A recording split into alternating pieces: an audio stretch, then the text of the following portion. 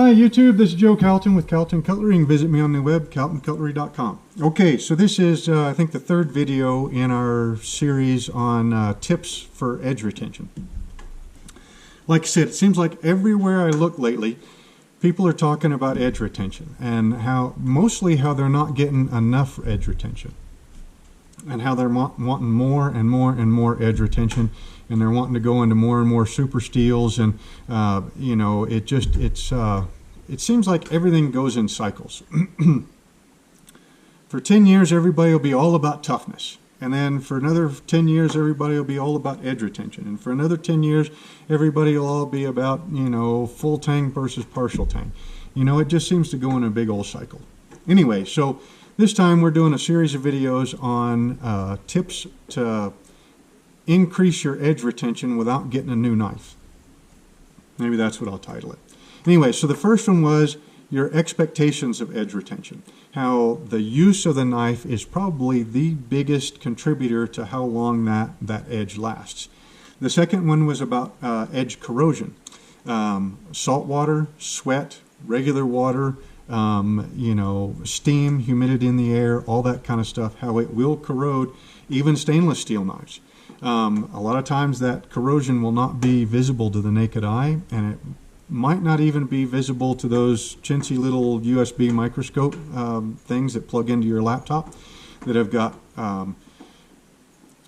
digital magnification versus natural or glass magnification. So a lot of times those things, you see things that, or you don't see things that are actually happening because the pixels are too big to give you a clear picture. This video is going to be a real quick, why do we need more edge retention? Okay, so like I said in the first video, I'm a hunter. You know, I hunt big game, small game, turkeys, you know, things like that. I'm a handyman, house rehabber type, you know, and I do an awful lot of rehab style work. I heat my shop with a wood stove, so I'm constantly, it seems like, on a chainsaw or a splitting axe or something like that. So, and plus I'm a knife maker, so not only am I sharpening the knives that I'm making, I'm sharpening my personal knives, and then, you know, I'm sharpening sharp tools, you know, lathe bits and drill bits and, you know, whatever it is that I end up sharpening for that day. And in the first video I said that I will wreck an edge or touch it up long before I wear it out, which means that pretty much everything I work with has already got way more edge retention than what I really need it to have. Okay. The other day I just dropped a big old cottonwood tree. Okay, we're talking 70, 80 foot. And it was a really fun tree. I got to get the harness and spikes on, and I got to climb up that tree and, you know, limb it on the way up and then chunk it out on the way down. This tree was, I mean, it was a cottonwood, so it was about that big around. Had a McCulloch 1010 chainsaw, right, with a 28-inch bar with a skip tooth Oregon chain, if I remember right. So cottonwood is it's a pretty dirty tree, okay? It's got really, really thick bark, okay? And that thick bark captures dust and sand and shit from our Wyoming wind, you know, that pounds everything, and it pounds all that dirt into the bark of the tree, and then it holds it there. It can't fall out because of all the crevices in that bark. So cottonwood is typically it's a pretty abrasive tree to cut with a chainsaw. So I only brought out the 1010 once, you know, once my 20-inch bar wouldn't handle it, and, you know, I went ahead and dropped the stem and then bucked it up. I went ahead and bucked, oh, I don't know, probably 20 foot of the trunk of this tree that was, you know, anywhere from this big around to about this big around, into sections about that long. Now this is wet, heavy cottonwood, so I cut it a little bit shorter so that I can actually physically throw it into the trailer. So I made probably, oh, I don't know, 18 cuts through the trunk of that tree to buck it up. In addition to that, I, you know, bucked up some of the smaller branches that I'd dropped before. A couple of the pieces were too big, I couldn't lift them, so I ended up having to, you know, you take a section that's been bucked, and then instead of cutting it this way and this way, you just go ahead and cut it right through the middle, especially if it's too knotty and you can't split it with an axe. All of that cutting. And on the last cut, the saw, you could tell, was just running a little bit slower than what it was right out of the case. So that night, I get home and I do this every single time. I get done with a day with a chainsaw.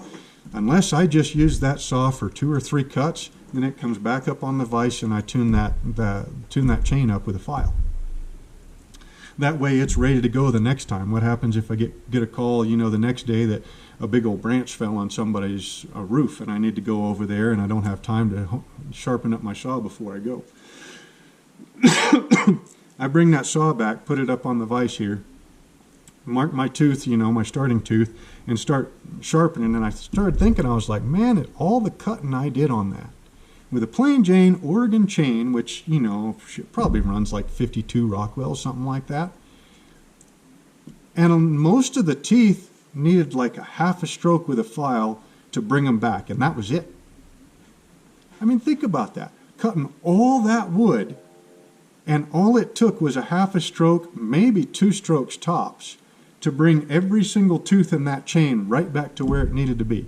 And that chain is ready to go. It'll be next week. I got to go cut down the second tree because that's a split trunk. I got to cut down the second half of that because it's it's dropping branches. It's growing into a sewer line. It's a bad deal.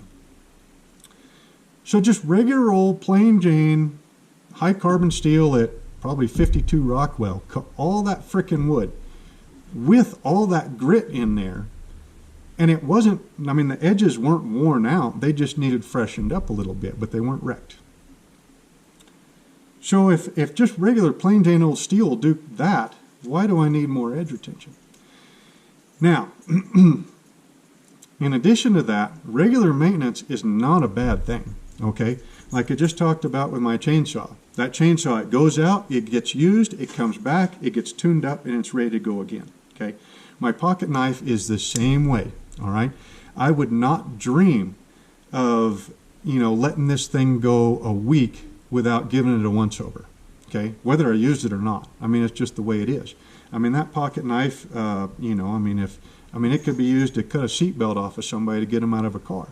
It could be used to, you know, cut a rope that got hung up around a buddy's horse or something. You know, I mean, that knife needs to be sharp and ready to go at all times. Okay, so tuning it up, you know, looking it over once a week, making sure, okay, is the edge good? You know, will it pop hair off my wrist? Which it will.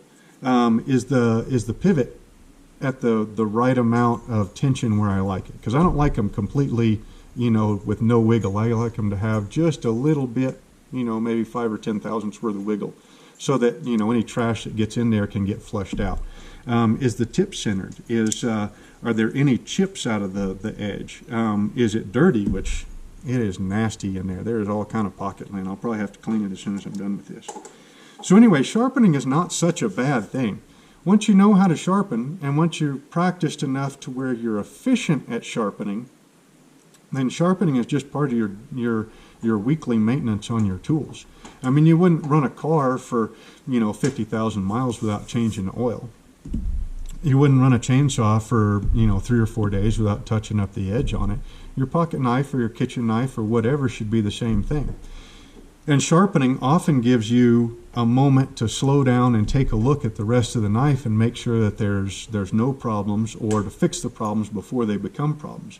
If your pivot pin or your pivot bolt, if it backed out, well, this gives you a chance to tighten it back up, put a drop of blue Loctite on there, and, you know, call it good. So again, this is, I guess this one is mostly sharpening is a good thing, you know, because it gives you a chance to, you know, look your tools over a little bit better. So again, this is Joe Calton with Calton Cutlery. Visit me on the web, caltoncutlery.com. I hope you enjoyed the video, and we will see you next time.